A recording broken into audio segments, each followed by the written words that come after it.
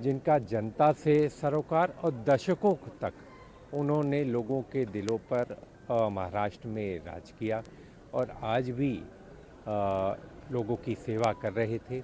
उनका इस तरीके से जाना ये हम सब लोगों के लिए एक दुख का पल है, पीड़ादायक पल है।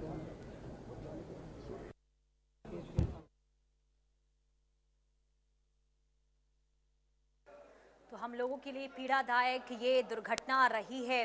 अब ये इस वक्त हर कोई कहता हुआ नजर आ रहा है, लेकिन आपको बता दें, देखिए, जब जब अजीत पवार को याद किया जाएगा तो उनके राजनीतिक सफर को अब हमेशा याद किया जाएगा। देखिए, 13 सालों में 5 बार के वो महाराष्ट्र के डिप्टी सीएम रहे हैं। इसके अलावा कई मंत्री पद भी वो संभाल चुके हैं, यानी कि कई बड़ी जिम्मेदारी भी अब उनके कंधों पर रही है। और ऐसे में अजीत पवार जब अपने चाचा के साथ थे तो चाचा के साथ रहते हुए उन्होंने किस तरीके से राजनीति सीखी, और एक समय ऐसा भी आया जब अपने चाचा से अलग होकर, यानी कि एनसीपी जो है दो फाड़ होती हुई नजर आई थी। और अब महाराष्ट्र की राजनीति में उनका एक दबदबा रहा है, प्रभावशाली नेता के रूप में उन्हें जाना जाता रहा है, उन्हें राजनीति के दादा के रूप में जाना जाता है। यानी कि लोग उन्हें, जो उनके चाहने वाले हैं, जो कार्यकर्ता रहे हैं, वो उनको दादा बुलाया करते थे। और देखिए, एक कार्यकर्ता के लिए वो लोकप्रिय थे, लेकिन आज दुर्दैव में से आज नहीं रहे, तो इसमें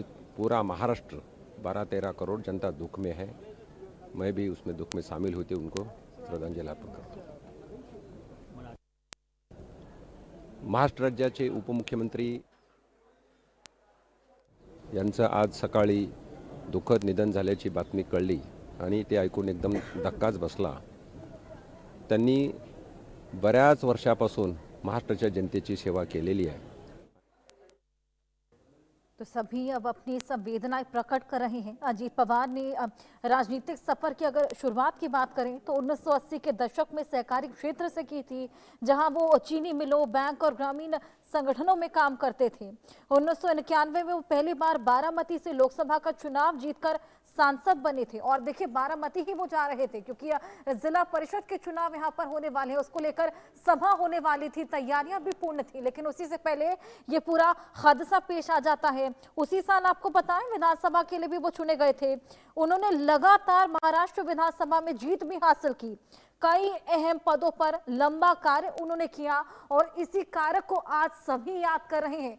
सभी अपनी संवेदनाएं प्रकट कर उनके राजनीतिक सफर को आज याद करते हुए नजर आ रहे हैं। ये तमाम तस्वीरें देखिए, आपको दिखा रहे हैं किस तरीके से पूरा हादसा पेश आया है, और 5 और लोग उनके साथ में थे जिनका निधन हुआ है। ये पूरा प्लेन आपको बताएं बारामती में लैंड करने के दौरान क्रैश हुआ है।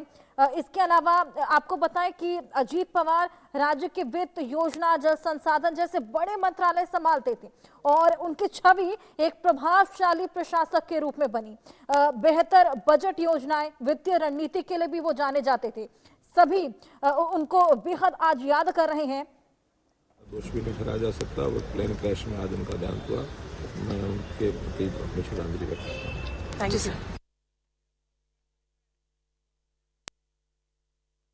और इसी बीच एक बड़ी जानकारी आपको दें, पीएम मोदी ने इस पूरे हादसे को लेकर तो देखिए जानकारी ली ही थी, लेकिन अब उन्होंने दुख भी जाहिर किया है। अजीत पवार को लोगों से जुड़ाव था। अजीत पवार के निधन पर उन्होंने दुख जाहिर किया है। अजीत पवार जमीनी नेता थे। अजीत पवार को याद करते हुए पीएम मोदी का ये अब दुखद एक मैसेज सामने आया है, जहां पर वो अजीत पवार को याद करते हैं। कहते हैं कि वो जमीन से जुड़े हुए थे और लोगों से खासा कनेक्ट था उनका। जमीनी नेता थे, यानी कि ग्राउंड पर जाके लगातार काम करते हुए नजर आते थे।